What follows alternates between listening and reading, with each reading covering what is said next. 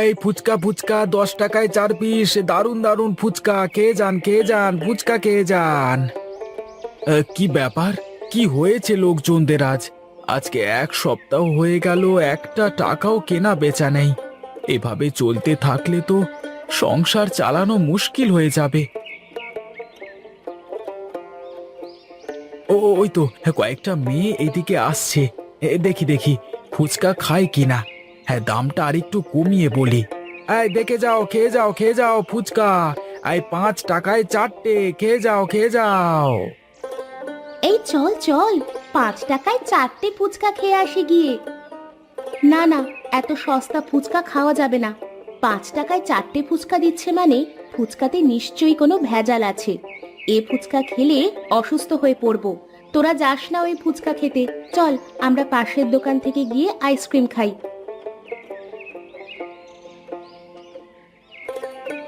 এটা কি হলো? এত সস্তায় ফুচকা দিচ্ছি, তারপরেও কেউ ফুচকা খেতে আসছে না। মনে হয় আমার কপালটাই বোধহয় খারাপ হয়ে গেছে। এভাবে দাঁড়িয়ে থেকে লাভ নেই, বাড়িতে যাই।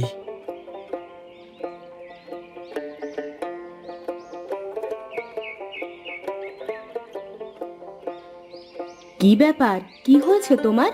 তুমি আজ সকাল সকাল বাড়িতে চলে আসলে যে? শরীর ঠিক আছে তো তোমার? শরীর আমার ঠিকই আছে গো। আজ একটা ফুচকাও বিক্রি হলো না কিছুতেই। আমি বুঝতে পারছি না কি করব। কি করি বলো তো? আগে তুমি হাত মুখ ধুয়ে এসে বারান্দায় বসো। আমি তোমাকে খেতে দিই, তারপরে কিছু একটা ভাবা যাবে। হ্যাঁ, তুমি বরং এটাই করো। বড্ড ক্ষুধা পেয়েছে আমার।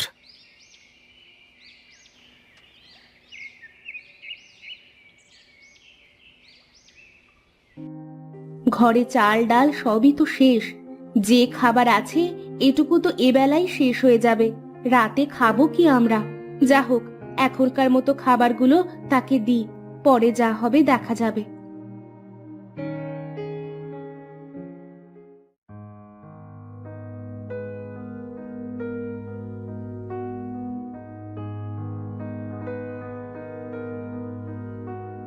কে বাবা আপনি? আপনাকে তো আগে কখনো এই এলাকায় দেখিনি। আমার কোনো ঘর বাড়ি নেই রে মা। যেখানে রাত নামে আমি সেখানেই থাকি। আজ 3 দিন ধরে আমি কিচ্ছু খাইনি রে মা। আমাকে কটা খেতে দিবি? হ্যাঁ বাবা, আপনি আসুন, এসে এই পাটির উপরে বসুন। কিন্তু আমাদের ঘরে তো এটুকু খাবারই আছে। খাবারটুকু তাকে দিয়ে দিলে তুমি কি খাবে? আরে শোনো না, আমি তো সকালবেলায় খেয়েছি। আর এই বৃদ্ধ লোকটি 3 দিন ধরে না খেয়ে আছে। খাবারটা আমার থেকে তার বেশি প্রয়োজন। তুমি খাবারটাকে বৃদ্ধ লোকটাকে দিয়ে দাও। তোরা সত্যি অনেক ভালো রে মা। খাবারটা আমি খাবো না। যদি তোদের ঘরে পর্যাপ্ত খাবার থাকতো তাহলে আমি খাবারটা খেতাম। আমি চাই না কোনো কারণে আমার জন্য কেউ না খেয়ে থাকুক। কি সব বলছেন আপনি? আপনি কিছু মনে করবেন না। আপনি খাবারটাকে খেয়ে নিন। আপনি খাবারটা খেয়ে নিলে আমি বড়ই খুশি হব। বেশ, তাহলে আমি খাবারটা খেয়ে নিলাম। এক সময় আমি মানুষকে অনেক কিছু দিয়েছি, কিন্তু তোকে দেওয়ার মতো আজ আমার চারা গাছ ছাড়া কিছুই নেই। এই নে, এই গাছটা তোর কাছেই রেখে দে। দেখবি এই গাছ তোদের ভাগ্য বদল করে দেবে। এখন আমি আসি।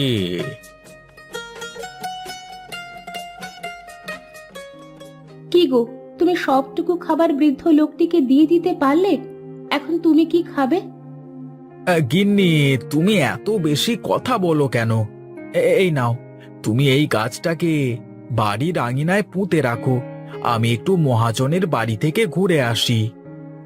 আচ্ছা বেশ, তাড়াতাড়ি ফিরে এসো।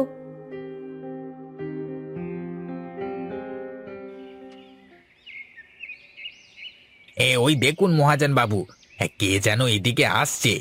আজ অনেক দিন পরে মনে হয় একটা মুরগি পাওয়া যাবে। আসতে দে বেটাকে। বেটাকে এক গাদা টাকা দিয়ে দেব, যাতে শোধ করতে না পারে। আর শোধ না করতে পারলেই তো বাড়ি ঘর সব আমার। মহাজন মশাই, মহাজন মশাই, খুব বিপদে পড়ে আপনার কাছে এসেছি। আমাকে যদি কিছু টাকা ধার দিতেন তবে বড়ই উপকার হতো।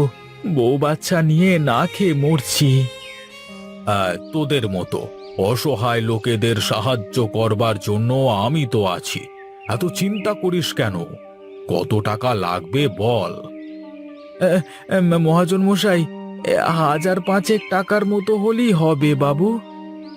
এই মাত্র 5,000 টাকা? না না, মাত্র 5,000 টাকা আমি কাউকে ধার দিই না। আমার খাতার অসম্মান করা হবে 5,000 টাকা ধার দিলে।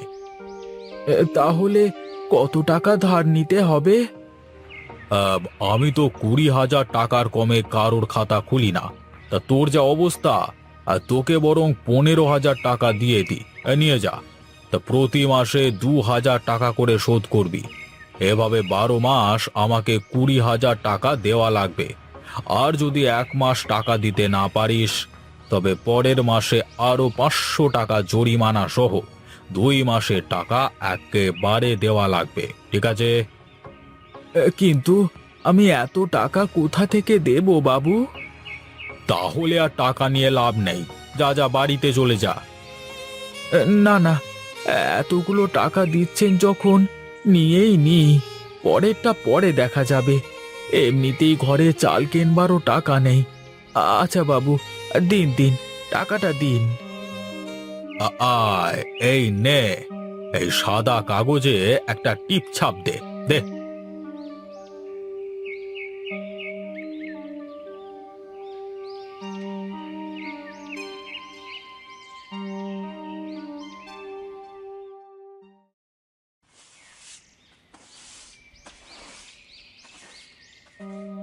গোপাল, গোপাল, কোথায় তুই? বেরিয়ে আয় বলছি, বেরিয়ে আয়। মহাজন মশাই, আপনি এখানে? কি হয়েছে? আমার স্বামী তো বাড়িতে নেই। আমার স্বামীর সাথে কি কাজ আপনাদের?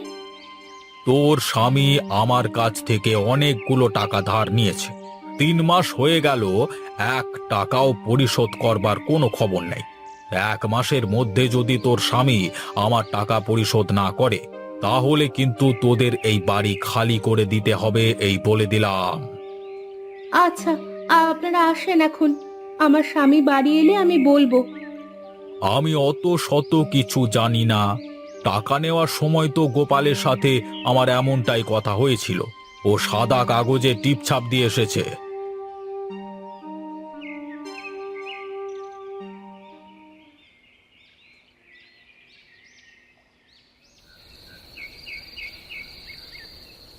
আমরা কি করব এখন বলো তো? জমিদারের লোকজন এসে একদম হুমকি দিয়ে গেছে। বলেছে যে যদি টাকা না দিই তাহলে বাড়ি খালি করতে হবে। তুমি চিন্তা করো না গিন্নি, এখনো 2-1 মাস সময় আছে আমার হাতে। আমি এর মধ্যে যে কোনো একটা ব্যবস্থা করে টাকাটা দিয়ে দেব। যে টাকা ধার নিয়েছিল সেই টাকা তো প্রায় শেষের দিকে। এই টাকা ফুরালে কিভাবে চলবে আমাদের? তার উপরে যদি ধার শোধ করতে না পারো তাহলে তো বাড়ি থেকে বের করে দেবে মহাজনের লোকেরা। তুমি কোনো চিন্তা করো না, একটা না একটা ব্যবস্থা দেখবে নিশ্চয়ই হবে। অনেক রাত হয়ে গেছে, এখন ঘুমাও তো দেখি। হ্যাঁ চলো, ঘুমিয়ে পড়ি।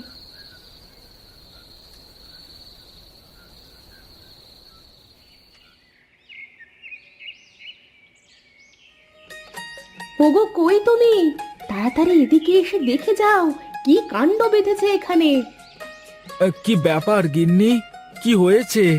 আমাকে এত ডাকাডাকি করছো কেন শুনি? এই দেখো দেখো, চারা গাছটা রাতারাতি কত বড় বেল গাছে পরিণত হয়েছে।